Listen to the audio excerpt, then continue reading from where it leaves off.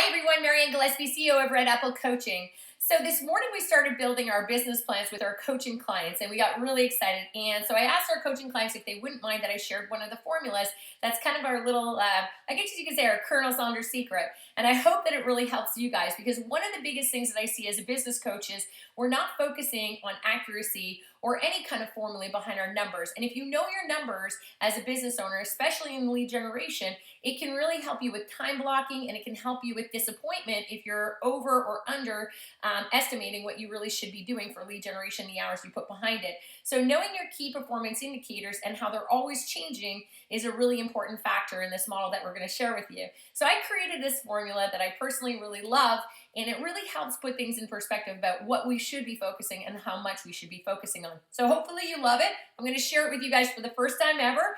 And if you have any questions, reach out to me. We're always happy to help you with your business plan, and we're happy to help you with this formula as well.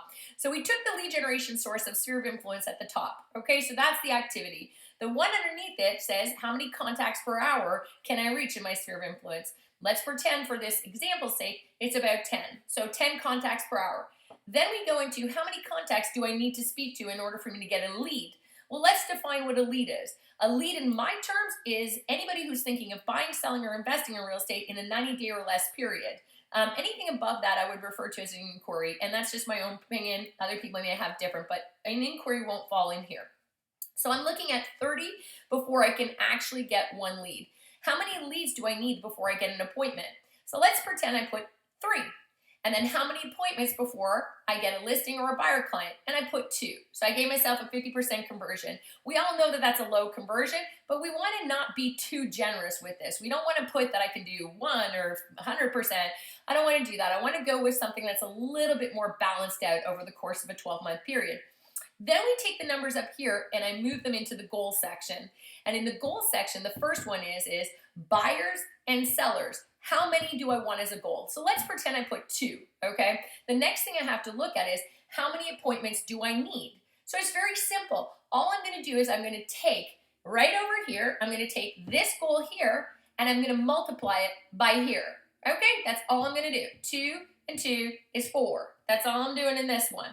Then I'm going to move a little bit further and I'm going to go, well, okay, now that I know how many appointments I need, that was an easy one. Let's do how many leads do I actually need? So what I'm going to do is I'm going to go up here, I'm going to take the 3, and then I'm going to go down here and multiply it by 4. That gives me 12 leads that I need. So I'm going to need 12 leads to accomplish this goal. Then I'm going to look at contacts because that's the most important thing here, right? How many contacts do I need? So I'm going to go up to 30. And then I'm going to go down here and I'm going to multiply it by 12. Since I can basically be needing 30 contacts for every lead and I need 12 leads. So that's going to be my number that I'm going to get for here, which is going to give me 360. So then next thing I'm going to ask is, after contacts needed, how many hours do I have to be lead generating for? Well, that's actually not that hard either. In order to find out how many hours I need to be lead generating for, I need to look at how many contacts I can reach per hour. So I'm going to take the 360, I'm going to divide it by the 10, and that tells me I need 36 hours of lead generation. So in order for me to accomplish 2 sales, 2 listings, 2 whatever my goal is, I know right now that I've got to be, now there are some other conversion things, but however, I know that 36 hours is more realistic for me to be calling my sphere of influence in order for me to achieve the goal of 2. All right, so if I'm only doing 5 hours of calls a week, then it's going to take me a really long time. That's only 20 hours per month. It's going to take me close to 2 months to achieve that goal. So that's why a lot of the times when people talk about lead generation and they talk about hours, they're not really looking at numbers in a very business fashion. And that's one of the things I like to coach on, is more of a business aspect of this. And if you run this formula and you're finding you get stuck somewhere in here, you're going, I don't know how many, either give yourself really low conversion, or the next thing that you may want to do is you may want to say, is this really one of my top 3 primary lead sources? If I can't finish a formula on it, then how do I know that it's really going to be effective?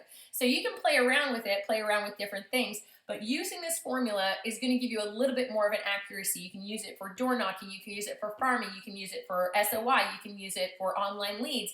You can use it for many different things, and we have many different versions of this formula. This is just the Coles Notes version of it.